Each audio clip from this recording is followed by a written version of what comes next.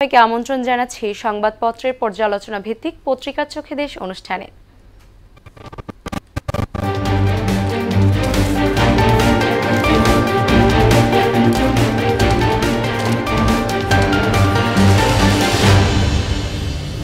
দর্শক, অনুষ্ঠানে আজকের অতিথি মোহনা টেলিভিশনের senior news editor Shipon Haldar. Shipon, পত্রিকার চোখে দেশ অনুষ্ঠানে আপনাকে স্বাগত। আপনাকে ধন্যবাদ। প্রথমেই দেখে নেব বিভিন্ন পত্রিকার শিরোনামগুলো। আমরা প্রথমেই যে পত্রিকাটা দেখতে পাচ্ছি আমাদের হাতে আছে প্রথম আলো। প্রথম আলো থেকে আমরা শিরোনাম পড়ছি, দুর্নীতির বিরুদ্ধে ব্যবস্থায় ভাবমূর্তি নষ্ট হয় না। নির্বাচনী সমাবেশে বক্তৃতার সময় ট্রাম্পকে গুলি এবং কর্মবিরতি চলবে বিশ্ববিদ্যালয়ের শিক্ষকদের। আমরা পরবর্তী পত্রিকায় চলে যাচ্ছি দৈনিক ইত্তেফাক। দৈনিক ইত্তেফাক শিরোনাম করেছে, মুক্তিযোদ্ধার নাতিপুতিরা চাকরি পাবে না তো কি রাজাকারের নাতিপুতিরা পাবে প্রধানমন্ত্রী।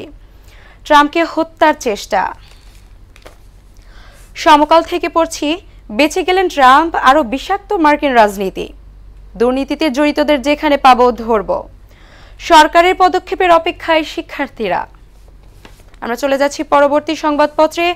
আমরা পড়ছি বাংলাদেশ প্রতিদিন থেকে। বাংলাদেশ প্রতিদিন শিরোনাম করেছে, দুর্নীতিবাজদের ছাড় নয়, মধ্যরাতে উত্তাল ক্যাম্পাস, ট্রাম্পকে গুলি, উত্তপ্ত যুক্তরাষ্ট্র।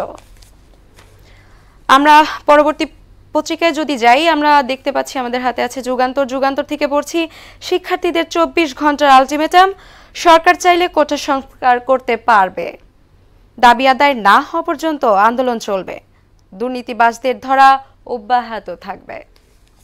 দেশ রূপান্তর শিরোনাম করেছে, জঙ্গি নির্মূল করেছি, দুর্নীতিমুক্ত করব, মার্কিন রাজনীতিতে রক্তের দাগ, মধ্যরাতে উত্তাল ছাবি। বণিক বার্তা থেকে পড়ছি। বণিক বার্তা শিরোনাম করেছে, ঋণের সুদহার আরও বাড়ছে। দ্য ডেইলি স্টার থেকে পড়ছি। দ্য ডেইলি স্টার শিরোনাম করেছে, tensions run high at due other units, India should implement it if we are to get water. আমরা এবার চলে যাব একটু বিস্তারিত আলোচনায়। শিপন, আপনাকে যদি বলি, আমরা দেখতে পাচ্ছি বেশিরভাগ পত্রিকায় এখন যেটা সবচেয়ে আলোচিত শিরোনাম সেটা হচ্ছে কোটা আন্দোলন। কোটা আন্দোলনে আন্দোলনকারীদের পদক্ষেপে গতকাল মধ্যরাত পর্যন্ত উত্তপ্ত ছিল ঢাকা বিশ্ববিদ্যালয়ের প্রাঙ্গণ। এ ব্যাপারে আপনি কি বলবেন? দেখুন, কোটা আন্দোলন একটা দীর্ঘদিনের একটা প্রক্রিয়া বলবো, এবং এটা একটা বিচারাধীন বিষয়। আপনি জানেন যে 2018 সালে এটা প্রথম কোটার পদ্ধতি বাতিল করে একটি পরিপত্র জারি করে জনপ্রশাসন মন্ত্রণালয়। এরপরে 2024 সালে এসে সেই পরিপত্রটি স্থগিত করা হয়, এবং এটি যখন রাষ্ট্রপক্ষ উপস্থাপন করে পরিপত্রটি নিয়ে, তখন হাইকোর্টের রায়ের কপির জন্য অপেক্ষা করতে বলে চেম্বার আদালত। এই অবস্থাটিতে আছে, এবং এই অবস্থার প্রেক্ষিতে শিক্ষার্থীরা দেশ জুড়ে যে আন্দোলন, আপনি বলছিলেন গত রাতের কথা, ঢাকা বিশ্ববিদ্যালয়ের একটি ছোট ঘটনাকে কেন্দ্র করে এক ধরনের বিস্ফোরণ মুখ হলো শিক্ষার্থীরা। আপনারা জানেন যে পত্রপত্রিকার খবর অনুযায়ী বিজয় 71 ঢাকা বিশ্ববিদ্যালয়ের একটি হল, সেখানে শিক্ষার্থীদের আটকে রাখা হয়, এবং বৈষম্যহীন ছাত্র আন্দোলনের যে আসিফ মাহমুদ তাদের উদ্ধার করতে যায়, তার উপরে হামলার ঘটনাকে কেন্দ্র করে শিক্ষার্থীরা কিন্তু ক্যাম্পাসে রাতভর আন্দোলন করেছে, বিক্ষোভ করেছে। ছাত্রলীগও একটু মারমুখী ছিল, তারাও বিক্ষোভ করেছে, এবং প্রধানমন্ত্রীর চীন থেকে ফেরার পর যে সংবাদ সম্মেলন গতকালকে, সেখানে কোটা আন্দোলনকারীদের অর্থাৎ কোটা বিরোধী যারা অবস্থান নিয়েছে তাদের ব্যাপারে তিনি বলেছেন যে এটা একটা বিচারাধীন বিষয়, আদালতের রায়ের জন্য অপেক্ষা করতে হবে, এবং সে পর্যন্ত ধৈর্য ধারণ করতে হবে, এবং আন্দোলন সুষ্ঠু হোক, কিন্তু বিশৃঙ্খলা তৈরি করলে, অরাজকতা তৈরি করলে কোনো ছাড় দেওয়া হবে না। এটি প্রধানমন্ত্রী তার জায়গা থেকে বলেছেন, এটি খুবই স্বাভাবিক, এবং শিক্ষার্থীরাও তাদের যে ধৈর্য ধারণ করা দরকার, এবং আন্দোলনের যে ধারাবাহিকতা আমরা দেখেছি, আমরা গতকালকে মহামান্য রাষ্ট্রপতির কাছে কিন্তু তারা স্মারকলিপি জমা দিয়েছে, এবং এর বাইরেও 64 জেলাতেই কিন্তু জেলা প্রশাসক বরাবর তারা স্মারকলিপি জমা দিয়েছে। এটি একটি প্রক্রিয়াধীন বিষয়, হঠাৎ করেই কিন্তু এই সমস্যার সমাধান করাটা আসলেই সম্ভব নয়, যেহেতু বিচারাধীন বিষয়। সুতরাং আমার দিক থেকে মনে হয় শিক্ষার্থীদের ধৈর্য ধারণ করার বিষয় রয়েছে, একটা আইনি প্রক্রিয়া, সেই প্রক্রিয়ার মধ্য দিয়ে তাদেরকে যেতে হবে, এর বাইরে থেকে এর কোনো সুষ্ঠু সমাধান করার কোনো বিষয় নেই। তবে হ্যাঁ, আরেকটি বিষয় বলবো যে কোঠা থাকবে কি থাকবে না, থাকলে কতটুকু থাকবে, মুক্তিযোদ্ধাদের কোঠা থাকার প্রয়োজনীয়তা রয়েছে কিনা, এর বাইরেও ক্ষুদ্র নৃগোষ্ঠী বা নারীদের ক্ষমতায়নের ব্যাপারটি রয়েছে। জি, আমি যদি আপনার কথার প্রসঙ্গে আসি, নারীদের ক্ষমতায়নের যে ব্যাপারটা বললেন, কোটা বিরোধীদের আন্দোলন যদি কার্যকর হয় সেক্ষেত্রে নারী ক্ষমতায়নে কোনো প্রভাব পড়বে কিনা?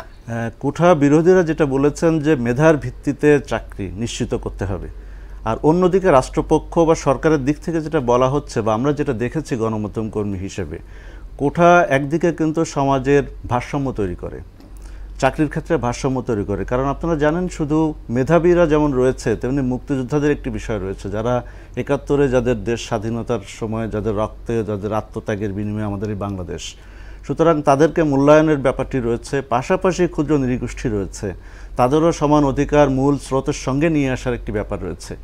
পাশাপাশি আপনি দেখবেন যে নারীর ক্ষমতায়ন সম অধিকার নিয়ে অনেক কথা বলা হয়। আপনি যদি একটু পরিসংখ্যান আপনাকে উল্লেখ করি, আপনি দেখবেন যে 40, 41 এবং 43 BCS-এর ক্ষেত্রে আমরা খুব অবাক হয়ে যাই পরিসংখ্যান দেখে। যদি কোঠা না থাকে, যখন ছিল না, তখন 57, 56, 60টা জেলা থেকেই নারীদের BCS-এর অন্তর্ভুক্ত করার সুযোগ হয়নি। কেন? মেধার ভিত্তিতে। সুতরাং কোঠা কিন্তু সমাজের নারীর অগ্রগতি, উন্নয়ন, ন্যায্যতা, সম অধিকারের যে বাস্তবায়ন সরকারের যে উদ্দেশ্য, সেই জায়গাতে কোঠার বিকল্প আছে বলে আমি ব্যক্তিগতভাবে মনে করি না। সুতরাং কোথাও কোথাও কম এবং কোথাও কোথাও বেশি। আরেকটি বিষয় আপনাকে বলি, কোঠা কোথায় কার্যকর হয়। কোঠা যেখানে মেধা থাকে, অর্থাৎ মেধাবীরা যেখানে এগিয়ে থাকে, সেখানে কিন্তু কোঠার যারা দাবিদার তারা না থাকলে মেধাবীদের দিয়ে সেটি পূরণ হয়। সুতরাং কোঠা থাকলেই যে শুধু ওই কোঠা মেধাবীরা পাবে না তা কিন্তু নয়। সুতরাং ওখানে যোগ্য প্রতিদ্বন্দ্বী থাকতে হবে। সুতরাং কোঠা আমার 20% আছে, কিন্তু আমি 10% কোঠার মধ্যে সত্ত্বাধিকারী আছে বা অধিকারী তারা, কিন্তু বাকি 10% কিন্তু মেধাবীরাই সেটা ফিল আপ করছে। সুতরাং কোঠা থাকা মানেই এই নয় যে মেধাবীরা জায়গা পাবে না, মেধাবীদের মূল্যায়ন হবেই, এর তো কোনো বিকল্প নেই। সুতরাং এই যে বিরোধ, এই যে মতদ্বৈততা, এটা নিয়ে একটা সুষ্ঠু সমাধান আসলে আদালতের উপরে নির্ভর করছে। প্রধানমন্ত্রী শেখ হাসিনা বলেছেন আদালতের রায়ের অপেক্ষায় থাকতে, কিন্তু আন্দোলনরত শিক্ষার্থী যারা আছেন তারা কিন্তু তাদের অবস্থান একদম অনড় রেখেছেন, তারা তাদের আন্দোলন চালিয়ে যাচ্ছেন। এটা আসলে কতটা যুক্তিগত? এই আন্দোলনের ব্যাপারটি নিয়ে দেখেন, আমাদের বাংলাদেশে যত রাজনীতি হয়, বিশেষ করে ছাত্র আন্দোলন, শিক্ষার্থীদের যে আন্দোলন আমরা দেখেছি বিশ্ববিদ্যালয়ে পড়ার সময় থেকেই, এটা এক ধরনের রাজনীতিকরণ করা হয়। আপনি দেখবেন যে স্বরাষ্ট্রমন্ত্রী, প্রধানমন্ত্রী সহ অনেকেই বলেছেন যে এর মধ্যে এক ধরনের রাজনীতিকরণ করা হচ্ছে, একদম উস্কানি দেওয়া হচ্ছে।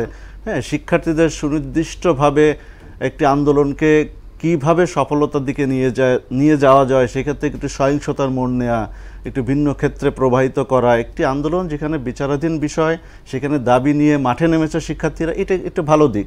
কিন্তু অন্যদিকে সহিংসতা কোনোভাবেই বরদাস্ত করার মতো নয়, এটা গ্রহণযোগ্য না, তাই না? এটা এবং শিক্ষার্থীদের কাছ থেকে এটা প্রত্যাশিতও না। প্রধানমন্ত্রী বারবার বলেছেন এটি বিচারাধীন বিষয়, তোমরা পড়ার টেবিলে ফিরে যাও এবং আদালত তার সিদ্ধান্ত জানাবে এবং আদালত তার সিদ্ধান্ত অনুসারেই রাষ্ট্রকে চলতে হবে। এখানে চাপিয়ে দেওয়ার কোনো ব্যাপার নয়। সুতরাং শিক্ষার্থীরা যেন বিভ্রান্ত না হয়, সেটাও আমি ব্যক্তিগতভাবে মনে করি যে যারা এই আন্দোলনের নেতৃত্ব দিচ্ছেন তাদেরকেও যথেষ্ট সচেতন থাকতে হবে। জি, এই ব্যাপারে তো মাননীয় প্রধানমন্ত্রী শেখ হাসিনা বলেছেন যে যদি এটার কেউ অসৎ ব্যবহার করতে চায় সেক্ষেত্রে কোনো রকমের ছাড় দেওয়া হবে না। আমরা যদি পরবর্তী আলোচনায় যাই, আমরা জানি যে নির্বাচনী সমাবেশে বক্তৃতার সময় ট্রাম্পকে গুলি করা হয়।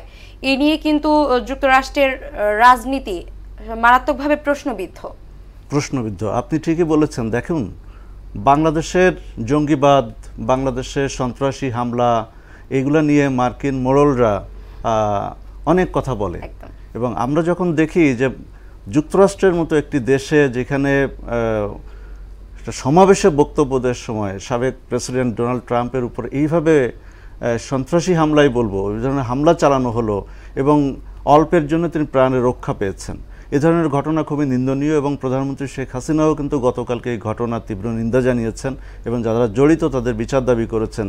আরেকটি কথা বলছিলেন যে এই যে নির্বাচনকে কেন্দ্র করে এ ধরনের হামলা এবং তার একটি প্রভাব কিন্তু পড়বেই, এবং বিশ্ব নেতৃবৃন্দ ইতিমধ্যেই শোক জানিয়েছেন এবং জো বাইডেনও যথেষ্ট বিব্রতকর পরিস্থিতি আমরা বুঝতে পারি এবং তিনি ঘটনার সুষ্ঠু তদন্ত করার আশ্বাস দিয়েছেন। তবে এটা ঠিক, ডোনাল্ড ট্রাম্পকে নিয়ে অনেক বিতর্ক থাকলেও গতকালকের যে গুলিবর্ষণের ঘটনা এবং তিনি গুলিবিদ্ধ হয়েছেন এবং তার পরপরই কিন্তু জনমত জরিপে কিন্তু ডোনাল্ড ট্রাম্পের বড় ধরনের একটা উত্থান হয়েছে এবং তার প্রভাব মার্কিন নির্বাচনে পড়বে, এটা নিঃসন্দেহে বলা যায়।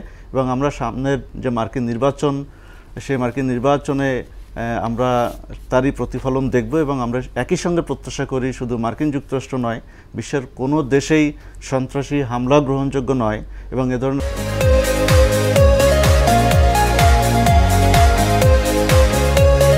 হামলা পুনরাবৃত্তি যাতে না ঘটে সে ধরনের ব্যবস্থা মার্কিন প্রশাসন অবশ্যই নেবে এবং সবখানে নেবে বলে আমাদের প্রত্যাশা। জি, আমরা সমকাল থেকে একটা হেডলাইনে যাচ্ছি, সেখানে লিখেছে দুর্নীতিতে জড়িতদের যেখানে পাবো সেখানে ধরবো।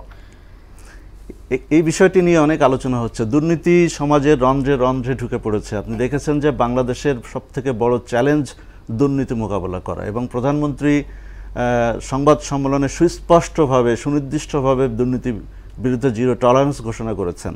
আপনি দেখবেন যারা সমাজের দুর্নীতি নিয়ন্ত্রণ করার কথা, দুর্নীতি দমন কমিশন, যারা সমাজের আয়টাকে অর্থাৎ রাষ্ট্রের আয়টাকে নিয়ে বাজেটকে সমৃদ্ধ করে একটু নতুনভাবে নতুন বাংলাদেশ গড়ে তোলার কথা, সে এনবিআর-এর কর্মকর্তাদের বিরুদ্ধে, সরকারি কর্মকর্তা বা আমলাদের বিরুদ্ধে যে দুর্নীতির অভিযোগ এবং তাদের যে সম্পদের পাহাড়ের বিবরণ গণমাধ্যমে প্রকাশিত হচ্ছে এবং তার প্রমাণ পাচ্ছে, মামলা হচ্ছে, এটি আমাদের জন্য খুবই লজ্জার, খুবই হতাশার, খুবই বিব্রতকর।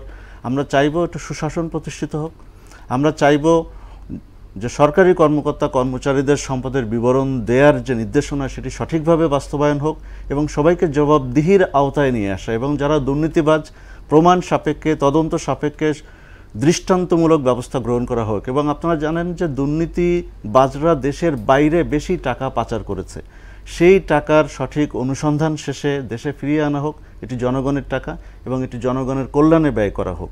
কারণ দুর্নীতিবাজরা এমনভাবে দুর্নীতির রন্ধ্রে রন্ধ্রে ঢুকে পড়েছে, আপনি দেখবেন যে পরীক্ষা প্রশ্নপত্র ফাঁস, বিশেষ ক্যাডার আজকে যারা নিয়োগ পেয়েছে তাদেরকে নিয়েও কিন্তু প্রশ্ন উঠছে, তাদের যোগ্যতা নিয়ে, তাদের মেধা নিয়ে প্রশ্ন উঠছে যে তারা ফাঁস হওয়া প্রশ্নপত্র নিয়ে তারা বিশেষ ক্যাডার হয়েছে কিনা।